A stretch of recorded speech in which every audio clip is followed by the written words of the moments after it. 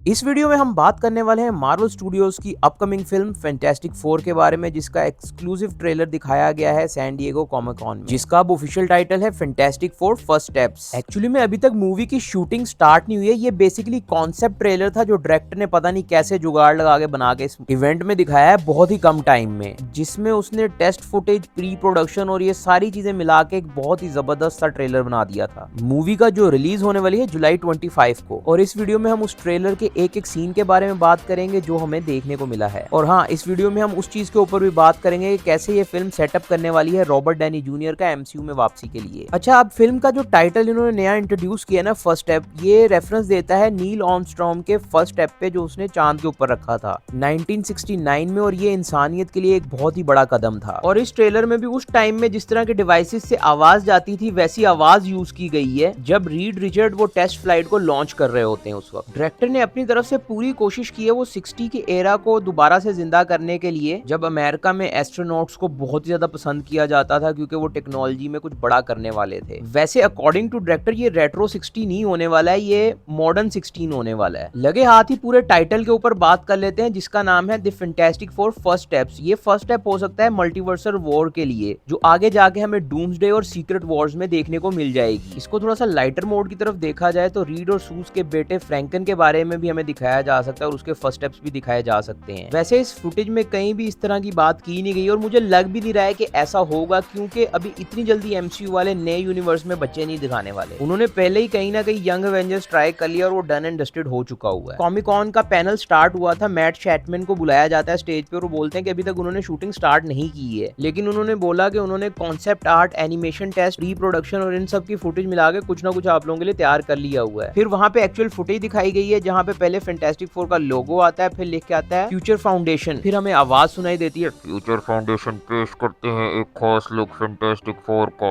And ये सारी footage shoot की गई है पुराने वक्त के एस्पेक्ट्स रेशियो के ऊपर ही, जिस तरह वांडा विजन के भी कुछ पार्ट्स शूट किए गए थे वो भी इसी डायरेक्टर ने, जिसमें रीड रिचर्ड एक साइंस शो होस्ट कर रहे हैं जिसका नाम है fantastic science with doctor Richard. फिर हमें पेड्रो पैस्कल का फर्स्ट लुक दिखाया जाता है एज रीड रिचर्ड, जिसमें वो ऑल्टरनेट डिमेंशंस और पैरेलल अर्थ्स के बारे में लेक्चर दे रहे होते हैं, पर बच्चे हो रहे होते हैं बोर। फिर मिस्टर फैंटास्टिक बोलते हैं कि यार पढ़ाई वढ़ाई छोड़ो, ये बताओ धमाके किसको अच्छे लगते हैं, जिससे बच्चे खुश हो जाते हैं और रिचर्ड बोलता है कि चश्मे पहन लो। फिर रिचर्ड कोई इंजन टाइप चीज ऑन कर देता है जो कि हो सकता है कोई थ्रस्टर हो किसी रॉकेट का, जिसको मे बी मूवी में आगे जाके ये लोग लॉन्च करेंगे। लेकिन गौर करने वाली बात यह है कि रिचर्ड स्टार्ट में ही जो लेक्चर दे रहा होता है ना, फर्स्ट स्टेप्स ही वही है मल्टीवर्स में जाने के लिए, ऑल्टरनेट रियलिटीज, जिससे आगे जाके वो 616 के यूनिवर्स से कॉन्टेक्ट करे और उसे पता चले कि इनकर्जन होने वाला है। फिर वो काउंसिल ऑफ रीड्स बनाए जिसमें हमें मल्टीवर्स ऑफ मैडनेस वाला फैंटास्टिक फोर भी देखने को मिल सकता है, और दूसरे रीड्स भी जो इधर उधर फिल्मों में कहीं ना कहीं मेंशन हो ही रहे हैं, you know what I mean to say. या फिर फॉक्स की ओरिजिनल फैंटास्टिक फोर वाले रीड रिचर्ड भी देखने को मिल सकते हैं, पर मुझे नहीं लगता है कि इतनी जल्दी वो काउंसिल ऑफ रिचर्ड्स को लेके आएंगे एमसीयू में। खैर, ये जो सीन है ना, ये डेफिनेटली एक साउंड स्टेज पे शूट किया गया है, जिससे हमें पता चल रहा है कि रीड रिचर्ड बहुत ही फेमस बंदा है अपने यूनिवर्स में। वैसे भी कॉमिक बुक्स में भी जो उनके लिए स्टोरी लाइन यूज की जाती है वो यही है कि उनका फेमस होना, कि कैसे फेम सिर्फ इंजॉय करने के लिए नहीं होता बल्कि वो एक ताकत भी है, कैसे आप उससे दूसरों की मदद कर सकते हैं। खैर, जिसके बाद मार्वल का लोगो आ जाता है और इस मूवी का थीम म्यूजिक प्ले किया जाता है, जो कि काफी हद तक मिलता है मार्वल के ओरिजिनल स्कोर से, क्योंकि दोनों माइकल चकीनो ने ही कंपोज किए हैं। खैर, उसके बाद ट्रेलर में एक वाइड शॉट दिखाया जाता है लॉन्चिंग पैड का नदी के पास, और उसी लॉन्चिंग पैड से कनेक्टेड एक बड़ी बिल्डिंग भी है जिसके ऊपर फैंटास्टिक फोर का लोगो भी है, जिस बिल्डिंग का नाम बैक्स्टर बिल्डिंग है। ये फैंटास्टिक फोर की बिल्डिंग है जैसे एवेंजर्स टावर है। फिर रीड रिचर्ड खड़ा होता है अपने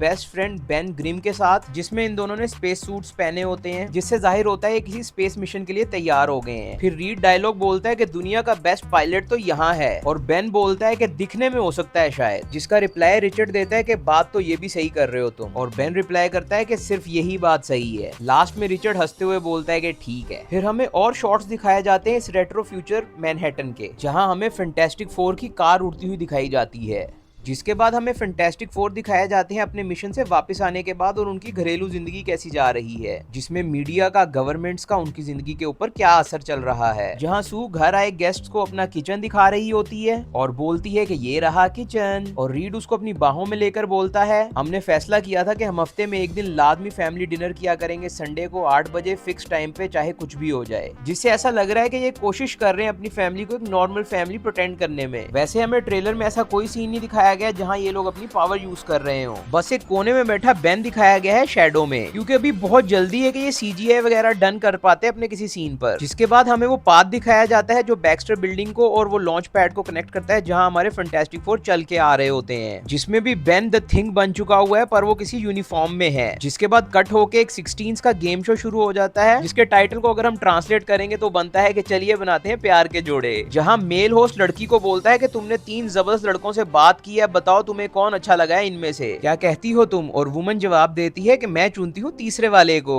फिर कैमरा पैन होता है जहाँ पे बेन, जॉनी और रीड बैठे होते हैं, जिनके हमें सिर्फ साए देखने को मिल रहे होते हैं, और बेन उन तीनों में से लकी होता है जिसको लड़की चुन लेती है। पता नहीं उसने बेन में क्या देख के उसको चुन लिया, पर हो सकता है ये अलीशा मैस्टर हो जो कि बेन की गर्लफ्रेंड है और वो अंधी है। एंड इस ट्रेलर में हैवीली फीचर हो रहे थे इनके स्पेस सूट्स, जिनके ऊपर इन सबके अलग अलग नाम लिखे हुए थे। जिसके बाद हमें लॉन्चिंग सीन दिखाया जाता है जिसमें सू स्टॉर्म बोलती है काम्स चेक, सब चुप हो जाओ। फिर बेन बोलता है चेक, फिर जॉनी बोलता है चेक, फिर सू बोलती है कि लास्ट में जिसकी आवाज आपने सुनी है वो मेरा छोटा भाई जॉनी स्टॉर्म है, और लड़कियों वो बहुत ही शदीद सिंगल है। जिससे जोनाथन स्टॉर्म तो शर्मिंदा हो गया था, पर हॉल एज में खुशी के कहलकारी गूंज गई थी। जिसके बाद हमें रेडियो पे एक आवाज सुनती है जो बोलती है Reed we have lift off. जिसके बाद हमें शिप के उड़ने का सीन दिखाया जाता है, रॉकेट्स ऑन हो जाते हैं और वो साउंड बैरियर को तोड़ के उड़ जाते हैं। इस सीन के दौरान बहुत ही जबरदस्त सा बैकग्राउंड स्कोर चल रहा होता है और हमें सुनाई देता है फैंटास्टिक फोर। जहां आपको लगेगा कि ट्रेलर खत्म हो गया, पर रुको जरा, सब्र करो। हमें एक बिल्डिंग के अंदर से एक सीन दिखाया जाता है जहां से बाहर से कोई अंदर देख रहा होता है, एक बड़ा सा चेहरा गुस्से में पर्पल कलर का, जिसका आपको पता ही है कौन होगा। जी हाँ, ये है गैलेक्टस, जिसे अदा कर रहे हैं गेम ऑफ थ्रोन के एक एक्टर राल्फ फाइनसन। अब कॉमिक बुक्स में तो गैलेक्टस इतना बड़ा है कि दुनिया के साथ वो कंचे खेलता है, पर इस केस में उसका साइज इतना कर दिया है कि वो किसी बिल्डिंग के पास खड़ा होकर उसके अंदर झांक सकता है, जो कि एक सेलेस्टियल से भी बहुत छोटा है, जो हमें इटर्नल्स में दिखाया गया था। इस पूरे ट्रेलर में हमें सिल्वर सर्फर कहीं नहीं दिखाया गया है, जिसे अदा कर रही है जूलिया गार्नर इस फिल्म में, और हर्बी द रोबोट को भी कहीं नहीं दिखाया गया जो पोस्टर में था। अच्छा, इन्होंने एक और अनाउंसमेंट की है कि इस फिल्म में जो गैलेक्टस दिखाया जा रहा है वो पूरे यूनिवर्स में एक ही है। एनी हाउ, ये जो ट्रेलर दिखाया गया है ये ओरिजिनल ट्रेलर नहीं है, ये बस उन्होंने ऐसे ही कॉन्सेप्ट आर्ट के तौर पे शूट किया गया था। हो सकता है इसमें से कोई भी सीन आपको मूवी में ना देखने को मिले, और अगर इस तरह के मिलते जुलते सीन आपको मूवी में दिखे भी तो वो दोबारा से शूट करेंगे, हो सकता है इनको ना यूज करें। Then Kevin Feige also confirm कि यही फैंटास्टिक फोर की टीम हमें डूम्सडे और सीक्रेट वॉर में भी देखने को मिलेगी, जिसका मतलब है कि ये वाले fantastic four Robert Danny junior वाले डॉक्टर डूम से भी कनेक्टेड हो सकते हैं, जिसके ऊपर हमने डिटेल में अपने चैनल के ऊपर बहुत सारी वीडियोस डाल दी हुई है, पर हल्की फुल्की बात हम यहाँ कर ही लेते हैं Oscar winning Robert Danny junior के ऊपर,